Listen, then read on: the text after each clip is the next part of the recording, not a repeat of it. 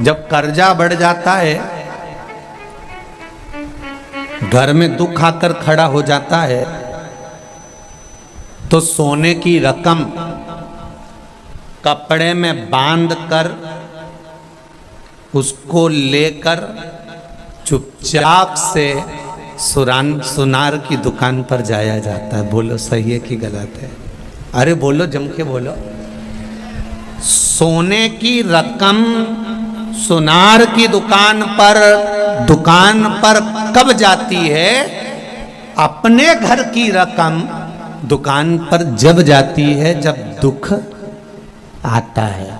नहीं तो कोई अपनी रकम को दुकान पर लेकर नहीं जाता।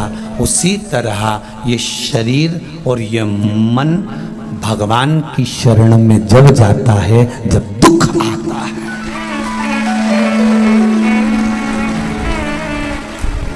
जब दुख आएगा तभी तो दुकान पर जाया जाएगा।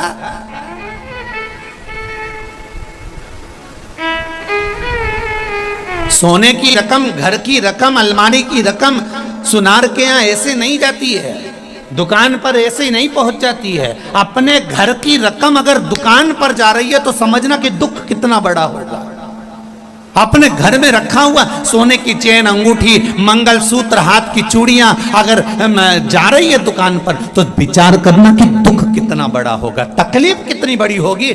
जो रोता हुआ आंख में आंसू भरकर दुकान पर लेकर गया, दुकानदार ने कहा, सेठ जी तुम ये क्यों लेकर आ गए? ये तो भाभी के हाथ की चूड़ी दिख रही है, ये तो मम्मी के हाथ का अड़ा दिख रहा है, तुम इसको लेकर क्यों आ गए? तो उसने कहा, बहुत दुखी हूँ, बहुत तकलीफ में हूँ, इसलिए घर की रकम को लेकर आया हूँ दुकान पर, कि ये रकम अगर दुकान पर आएगी, थोड़ा सा पैसा मिल जाएगा तो कर्जा चूक जाएगा। घर की रकम दुकान पर जब जाती है, जब बहुत अति हो जाती है, दुख आ जाता है, तब वो रकम दुकान पर पहुंचती है। उसी तरह ये आत्मा, ये शरीर, ये मन भगवान शंकर के पास जब जाता है तो बहुत दुख खड़ा हो जाता है कि अब ये इसको देना जरूरी है, ये सुधार सकता, ये दुख मिटा सकता है। कुछ इस आत्मा को, इस चित्त को, इस मन को, इस वृत्ति को ये संभाल सकता है। मैंने तेरे ही भरोसे,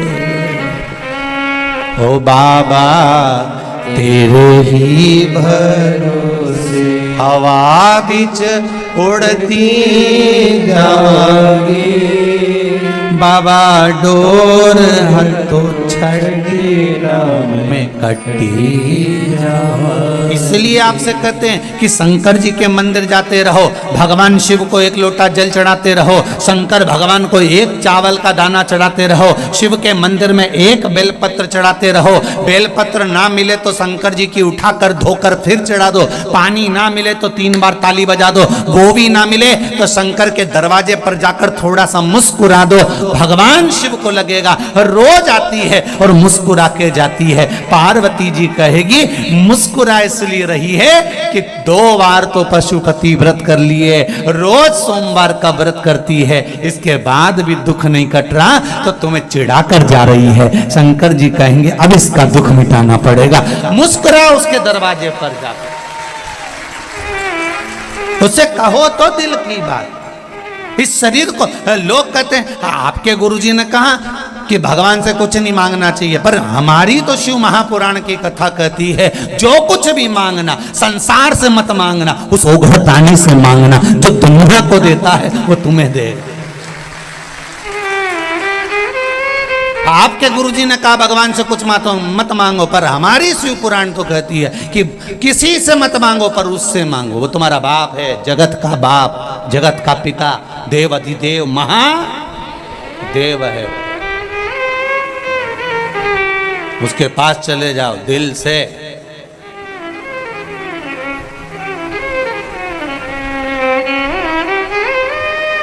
ये आत्मा, ये शरीर, ये सोने की रकम है, इस शरीर को भगवान तक लेकर जाओ। दुख जब आता है तभी रकम दुकान पर जाती है, तो ये शरीर भी जब ही जाना चाहिए परमात्मा के द्वार। अब बहुत गंदा हो गया, बहुत तकलीफ में हूँ, कहाँ जाऊँ। सारी दुनिया में भटक कर देख लिया मैंने। कोई कहता है ये करो, कोई कहता है वो करो, कोई कहता है ये करो, कोई कहता है वो करो। जब देखो, जब यूट्यूब खोलो, फेसबुक खोलो, तो कहीं ना कहीं का महाराज मिल जाएगा बताता हुआ, ये कर लो वो कर लो। अब कहीं नहीं जाऊंगी। अगर जाऊंगी तो एक लोटा जल लेकर शंकर के पास जाऊंगी, क्योंकि इस जल चढ़ाने में ना ढोंग है, ना प्रपंच है, ना छल है, ना बेईमानी है, ना किसी का मन दुख है, ना अपना मन दुख है। अपन शिव के भरोसे बस उसके सहारे पर एक लोटा जल चढ़ा कर आऊंगी और उससे कह कर आऊंगी कि मैं तेरे भरोसे पर, तेरे भरोसे।